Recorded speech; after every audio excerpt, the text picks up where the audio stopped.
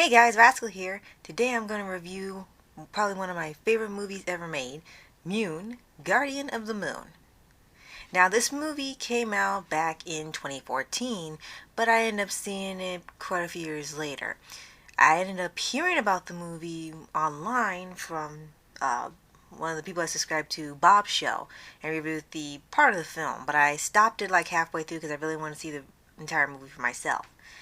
And I gotta say, this is probably just, like I said, one of the best movies I've watched, like, ever. It's just beautifully animated, really great story, wonderful characters, and despite there not being any big musical numbers like a Disney or a DreamWorks movie, it still told a really engaging story. There was about maybe one song like at the very end of the movie, which actually is a really upbeat, catchy song. Unfortunately, I don't know the name of it because there's no credit for it like at the end or something. So but if you watch the movie at the end, it sounds like almost sounds like a Rockadoodle movie song, Sun Do Shine.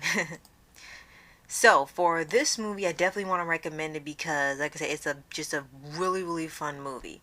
And here it's about there's this planet in this, well, I guess I say a universe where the sun and the moon are pulled by actual beings, kind of like Celestia and Luna. And they have a guardian of the sun, which raises the sun up every morning on one side of the planet, and then you have a guardian of the moon who raises the moon every night. And they have a planet that's pretty much has like one side is day and one side is night, like all the time. And it's the guardian's job to move the sun and moon at the correct times so that way both sides of the planet have the equal amount of day and night. And they also have creatures that live for both parts of the day. They have these sort of rock looking figures that are for the sun people, and they enjoy the daytime, they love when it's hot, they love the sun and the plants and the flowers. And then you have the fauna where they're like they look like little deer people to me a little bit, and they sort of protect the night, and they help the flowers blossom at night when they have things like moonflowers, and we get the idea. It's kind of what the night people do. And that's where we have our character Mune come in. He's a little bit like the Sandman from Rise of the Guardians, only Mune does speak. But he sort of has this little ability to like give people good dreams if they're having nightmares, which I was a really cool power by shaking, I don't know, some fairy dust, dandruff, magic dandruff, something. I don't know what the heck it was, but it's something that's supposed to ease people's nightmares. And for this movie, we're supposed to have where two new guardians, one for the sun and one for the moon, be initiated when the original guardians is their time to pass on, basically.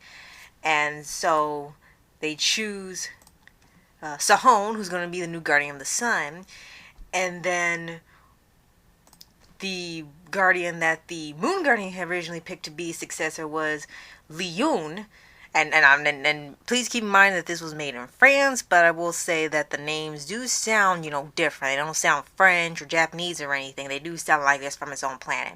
Back to the story. Li Yun was supposed to be the new guardian of the moon, and they have this little ewe, and I do mean a ewe, like a little sheep, supposed to, dub him the new guardian, but instead it picks Mune, so it decides, kind of like in Kung Fu Panda fashion, okay, you're the new guardian.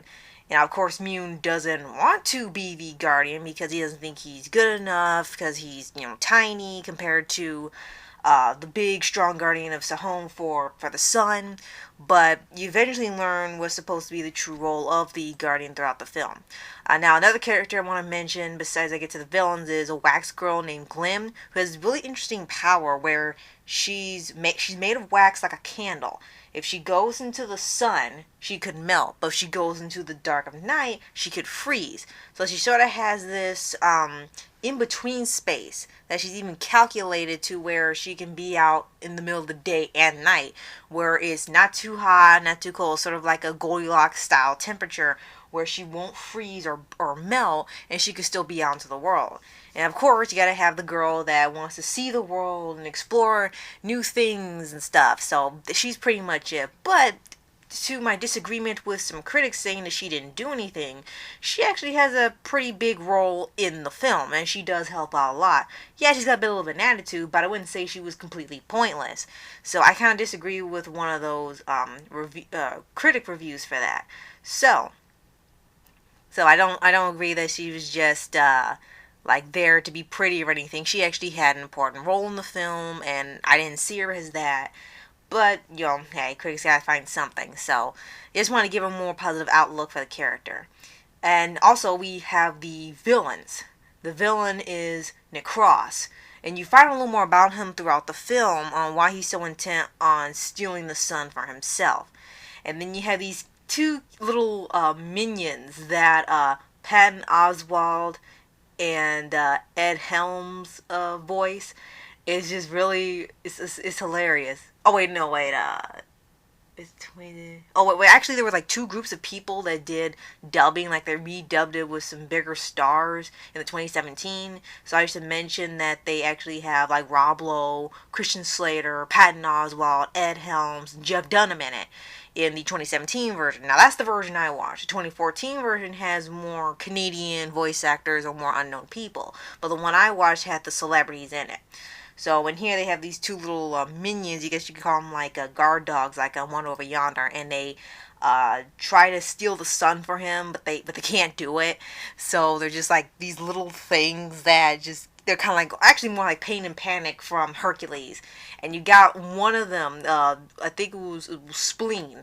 There was one that's like really, really nice that wants to be friends with everybody, and you got the other one named Mox that Patton Oswalt voices, and he just wants to prove he's the baddest thing there is, and he's evil, and rah, rah, rah, rah.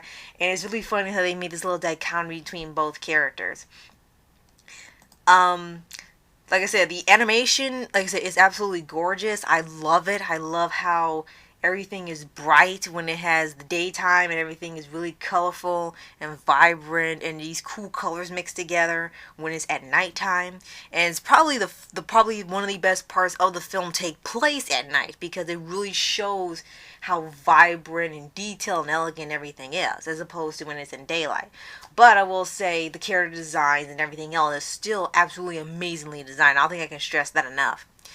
Now, as for favorite characters, of course, my favorite is Mune. He's even part of my underdogs team, because I think he is one of those characters that people underestimate. He even underestimated himself, and he proved to be a bigger hero than people thought. Plus, there's even this scene in the movie. I don't want to say when it happens. I don't want to give spoilers, but there's a scene in this movie where it's entirely hand-drawn. I think they're supposed to be in like a dream realm, and instead of being in the 3D, they're turned into 2D hand-drawn animation. And it's actually a really cool idea, like to show where, how the real world looks, how the dream world works. And I thought it was like a really amazing scene. So, yeah, if you have not seen Mune, Guardian of the Moon, I definitely recommend it. It's one of my favorite movies ever. I'm really happy that I got to see it. It's a beautifully animated movie, a really great story of an underdog. The characters are really likable and well-rounded and really developed. There's a lot of action in it. And it's just a really, really great story. It starts off with something that you kind of see as something being, like a trope with I probably didn't mention earlier with the moon being lost. Like Mune accidentally gets the moon loose when they're trying to get it across the planet, and it actually comes loose when he starts playing around with the strings that keep it down. And then since it was his fault, he feels it's his duty to get back to the guardian creature, I guess animal thing that goes around and puts it in different parts of the planet, and to put it back in its place. So yeah, even though it has slightly tropey story with righting the wrong, it's not bad. I really gotta say it's a really amazing movie. I really love this movie, and unfortunately I don't see people talking about it. So you guys should really check it out on Netflix. It is amazing. I absolutely love this movie. You will not be disappointed. Just go check it out on Netflix. So yeah, that's it for today, and I'll see you guys on the next review. Later.